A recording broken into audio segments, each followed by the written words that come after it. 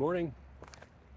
See the beauty behind me? You probably can't see me very well because the sun's behind me, but that's okay because the real beauty is behind me.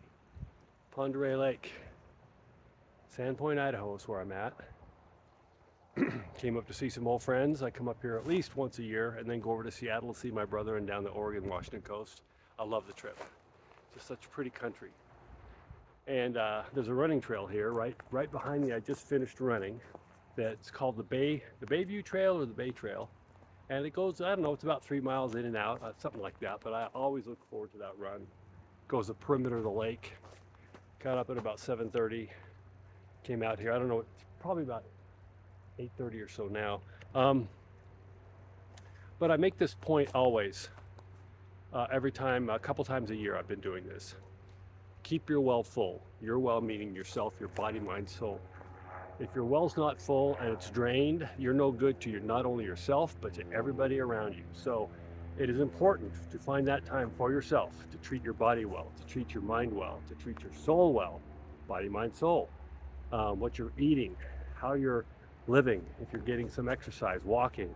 So whoever you're with, whoever you're helping, whoever you're raising is going to be better because you are better and you are healthy. So no matter how chaotic your life is, find that time for yourself, whatever that is. I've said before, meditating doesn't have to be, or taking time for yourself doesn't have to be in a lotus position on some mountaintop. Meditating is anything you can find that you can be doing. It takes this noggin of ours that runs about 60,000 thoughts a day, how to slow that down. That could be a hobby, that could be fishing, that could be running, that could be walking, that could be playing a game. But find things that just, sometimes good distractions. And ground yourself, because it's important, because you get a better perspective on life instead of running 100 miles an hour to and fro as soon as you wake up and as soon as you go to bed. You can find the time. I always manage to do that, even in my crazy days. Unfortunately, it went out in negative ways for me in my LA days because I drank. That helped slow me down, but that's another story. Anyway, during these times now, it's really important, and what's coming ahead, life in general. So no matter what, for me, I travel a lot. I'm helping my 90-year-old mom. I'm doing a lot of things of helping people, running my company. I do a lot, just like everybody does. So, but I always manage to make priority my time to ground myself. Like this morning I run.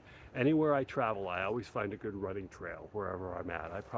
I discover great places and I get that peace of mind. I probably run twice a week, do wind sprints, and then do yoga 3 times a week. And go a lot of walks. I meditate twice a day, sometimes for an hour. Time that I find my peace, no matter what I'm doing, even with all the teaching I'm doing on different levels, or whatever you want to call it, propaganda, the conspiracy, just my truth, I still find the time for myself because it's important, because it keeps me grounded, centered, especially with everything that's coming at me and what's going to be coming down the road. So find that for you.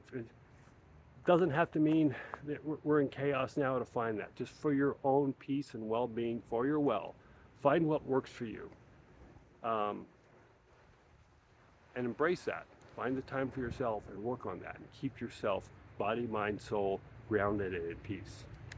So I'm going to sign off here from beautiful northern Idaho, and I'm going to go back into town, staying with a very good friend of mine, Mitch, who I've known forever. And I'm going to do a little bit of work and go see some old friends again.